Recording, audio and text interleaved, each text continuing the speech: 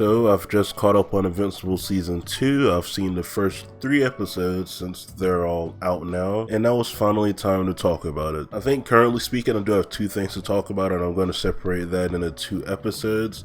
So for right now, let's just talk about Invincible and our opinions on the season so far. So far speaking, I think this season has been good. I didn't necessarily know what we were going to get because I think the only teaser thing I've seen was the snippet where it was Invincible talking to Alan, and that was it. That was the only thing I saw of Invincible. So now we're here, the season's out, and surprisingly it's mostly focusing on the effects of what happened with Omni-Man. I guess not surprising, but I feel like most series would gloss over it a little bit, but no, these characters are genuinely impacted from the things that happened in the last season. Mark and his mom are going through it emotionally. It's only been like a month, so their grieving has not been that good to them. The mom, Debbie, sweet Debbie, I wish I could just console her. Baby girl, you have nothing to worry about. She's just so sad. She has nobody to talk to since she's now raising Mark on her own, or at least for like the first 2 episodes. So she just keeps a lot of things bottled up and just never gets able to express herself and express her feelings towards what happened with Omni-Man. Her feelings of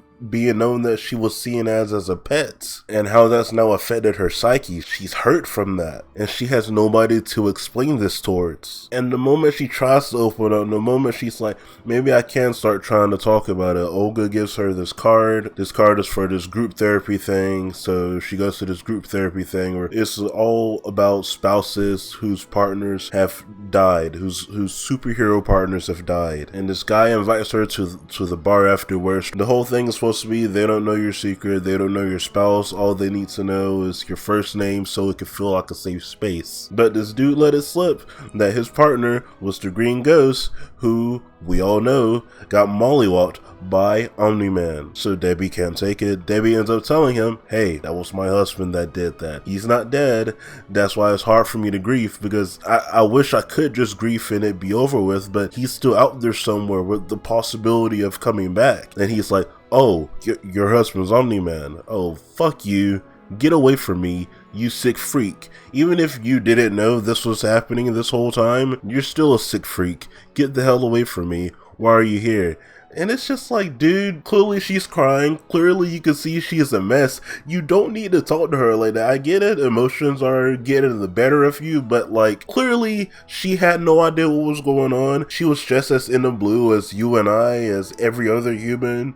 Nobody saw it coming. So I don't understand the hatred towards Debbie, genuinely. But I feel like that's gonna be the thematic thing throughout the season, because we're also seeing some repercussions towards Mark in this situation as well. Mark is trying to get back in the superhero game. He's trying to start saving lives again, but it's hard because anytime he's trying to save lives, he starts thinking about his fight with Omni-Man and the train scene in Chicago. Like, that was so tragic for him. He feels responsible for all those lives that were caused that day. Even if it isn't directly his fault, he still feels responsible, like he did that. So he was urging himself to get back into the game. He was urging Cecil to let him do things. And the first mission he does with Cecil, it ends up with the whole place exploding and all the people in there dying. This guy can't catch a break, and it's just gonna get worse the longer the season goes on. I feel like each situation he's gonna run into is gonna be partially because he's the son of Omni-Man. He had to go into the Atlanteans' place to deal with their laws and their reprimandings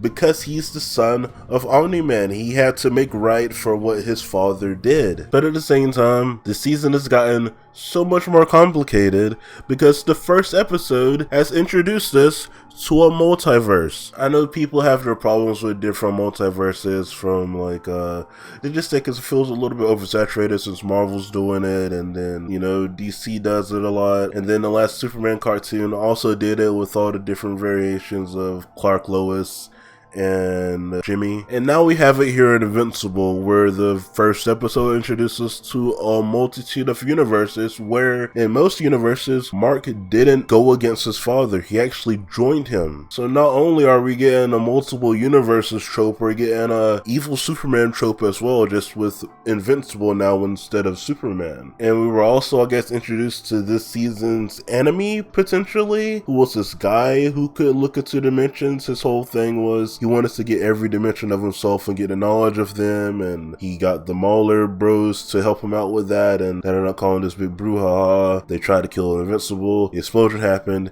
and the guy ended up getting messed up mentally, and now he is targeting Invincibles across the multiverse. Eventually he's gonna end up going to our Invincible. Like, it just has to happen. We know what's gonna happen. He's gonna eventually go to our Invincible because he's gonna assume that Invincible will join Omni-Man eventually. He just hasn't yet. That's gonna be his thought process probably. And you just gotta sit here and think to yourself, man, can this guy Mark catch a break? Can he get a little bit of a break? Let the guy start college in peace for like 5 seconds. Give him a little bit of peace, a little bit of solitude, mind you. But no, the first bit of peace he has ends up being cut short because an alien comes and is begging him for his help. So he ends up going to his planet with them to see what's the problem. And this is the end of episode 3, and it ends with Mark seeing this person's ruler for the first time. It's Omni-Man. He's seen his dad for the first time in a month since his father tried to kill him and then fled his post like Viltrumites shouldn't. Yeah, this season's gonna be a lot. It already feels like a lot. This season's gonna be so much. And there were a lot of things I didn't talk about when it comes to this season. I skipped over a lot of stuff. Most notably, I skipped over the Eve stuff because the Eve stuff pisses me off so much. I'm tired of listening to her father ramble on about blah blah blah blah blah blah blah blah blah. That's what it sounds like to me. Please, Eve, don't go back home or take your mother somewhere safe because I'm tired of listening to your father. And the other bit I glossed over was Alan's whole situation. I actually genuinely liked Alan. This was our first time seeing him since the end of Invincible season 1, or I guess since the teaser trailer. We ended up finding out about all of his deal and how his people survived from the Viltrumite invasion and how they end up joining the coalition.